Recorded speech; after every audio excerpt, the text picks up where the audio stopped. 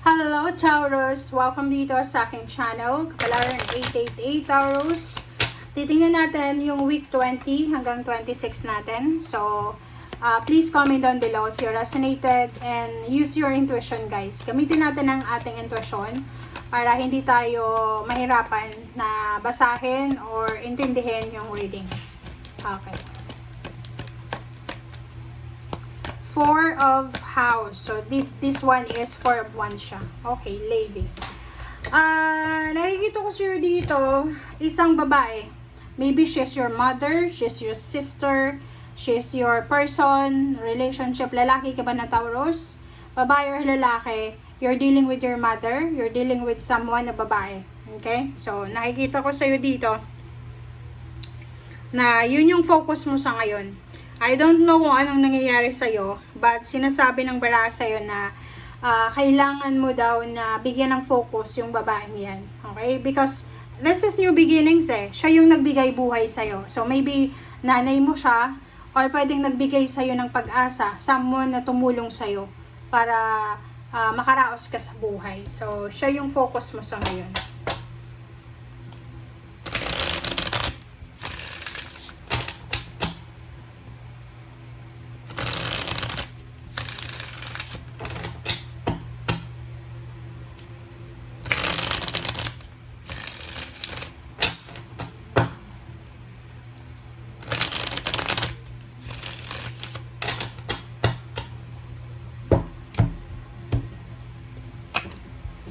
Okay, Temperance, Ace of Cups, Page of Wands, the Moon, and then Nine of Wands.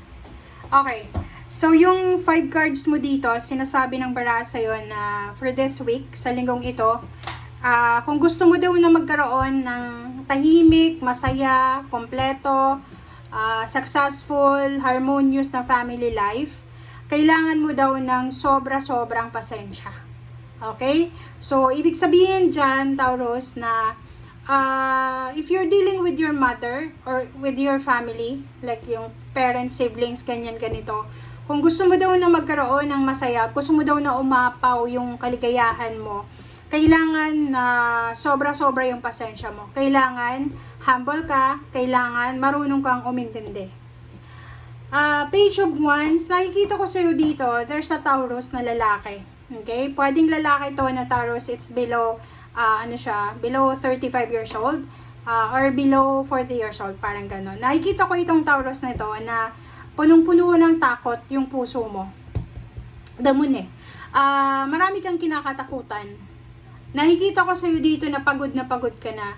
It's either pagod ka na sa responsibility mo, pagod ka na sa pakikisama sa mga tao sa paligid mo, pagod ka na sa mga ginagawa mo. Kumbaga, hindi ka makatulog sa gabi sa pag-iisip ng solution, hindi ka makatulog sa gabi sa, kumbaga you're alone, feeling helpless, feeling hopeless, and sinasabi ng damo na to na natatakot ka.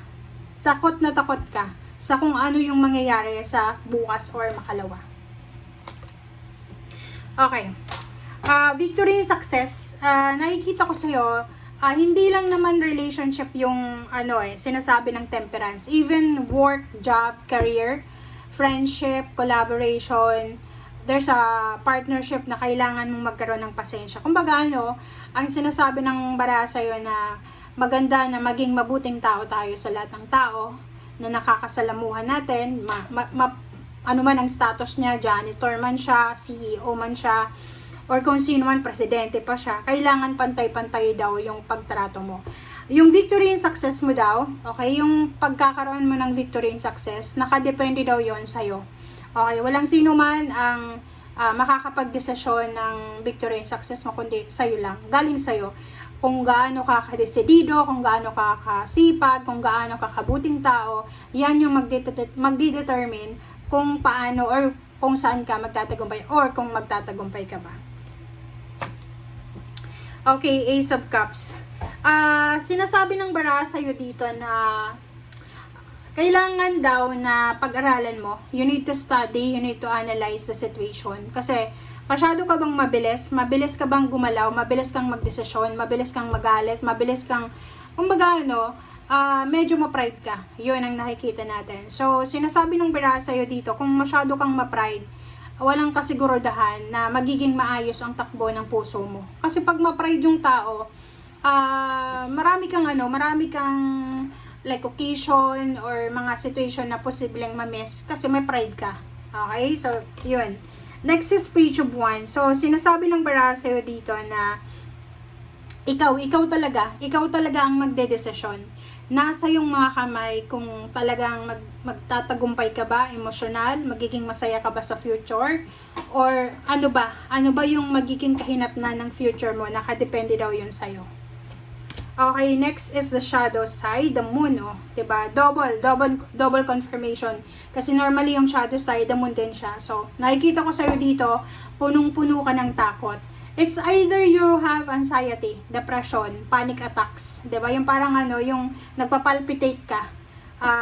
Siguro pag madilim na, kasi shadow side to pag madilim na, possible na nagpapalpitate ka, natatakot ka sa dilim, kasi may liwanag dito So, you're something na nararamdaman ka na takot sa puso mo. Yung parang feeling mo ang nag-hallucinate ka, parang gano'n. So, if for example, yan yung nangyayari sa'yo, kailangan magpatingin sa doktor. Okay? Magpatingin ka sa doktor, Taurus.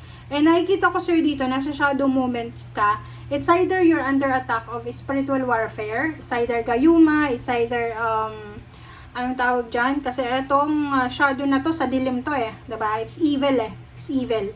So, kailangan mo sigurong pumunta sa simbahan, kausapin mo yung pare para bigyan ka ng, I don't know kung ano yung pwedeng maibigay sa'yo. Kasi eto, talagang you're under attack of spiritual, bad spirit siya, evil spirit siya. So, nakakatakot siya syempre. And ikaw din, mayroon kang fear Meron kang takot na nararamdaman na hindi mo alam kung saan galing yung takot na yun. Okay, last card natin is Ace of Swords. Ang nakikita ko sa'yo dito, medyo slow down, nag-slow down ka, or parang sinasabi ng baraha sa'yo dito, pagod na pagod ka, physical body, mental, spiritual, lalo na financial.